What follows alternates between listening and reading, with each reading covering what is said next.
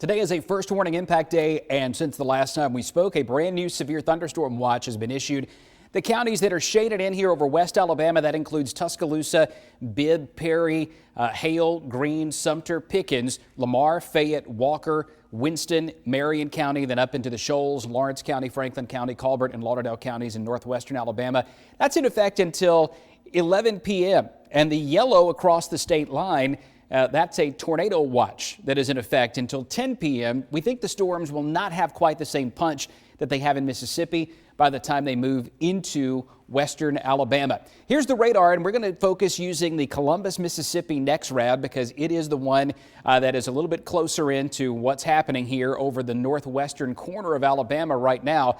And you look at these heavy storms that are coming across Marion County. I tell you what, Marion County and Lamar County and Fayette County have been hit by some whopper thunderstorms so far today with lots of hail and heavy rain. We need the rain. We could do without the hail, but a storm like this one that's there near Sulligent is tracking up in the direction of Beaverton and Guin between now and 4:37 p.m. You can see some of the stats there. The hail size could be up to roughly about the size of a dime or a nickel, and that's only about a 30% chance that it could get up to a quarter in size. That's what severe means. And then, of course, that ENE at 33, that's the motion, moving east-northeast at about 33 miles per hour. So a storm like this one potentially could produce some hail. We've got another pretty hefty one up here running from around Hamilton to Bexar up to Scottsville. In fact, the heaviest part of that one is over top of Scottsville, headed toward Vina and Hodges in the southern part of Franklin County, and that one also has potential for at least some small hail with it, if not maybe something that could be to the size of a quarter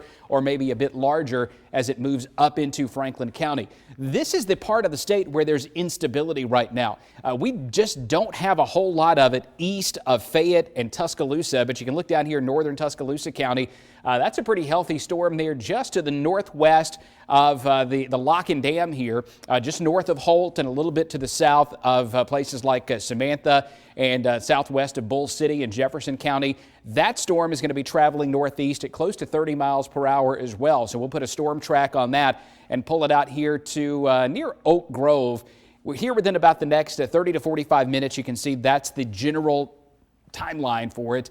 Between now and roughly about 5:15, we should see some of these out here close to Hueytown and Pleasant Grove and the Oak Grove area too in Jefferson County. Farther west, there are some pretty active storms over Mississippi, but none of these are showing up as severe at the moment, and that's good news, but there are some that are on the borderline, and that's what that box is right there. This is the central part of Mississippi, Jackson right down here. Philadelphia, that's Neshoba County.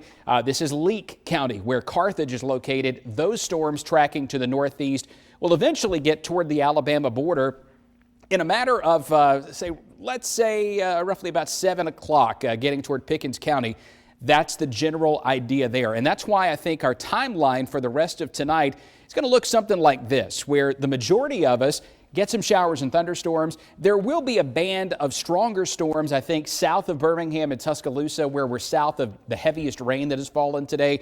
So that's what we're looking like through about 9 p.m. to midnight. Storms are moving out, but there will still be additional rainfall that even comes in behind that. Let me show you our 7-day forecast and give you an idea of where we're going for the next few days beyond today. Tomorrow's still a first warning impact day. There will still be some occasional showers and thunderstorms, mainly to the south. We get a little cooler and drier at times Thursday and Friday, but still some showers around.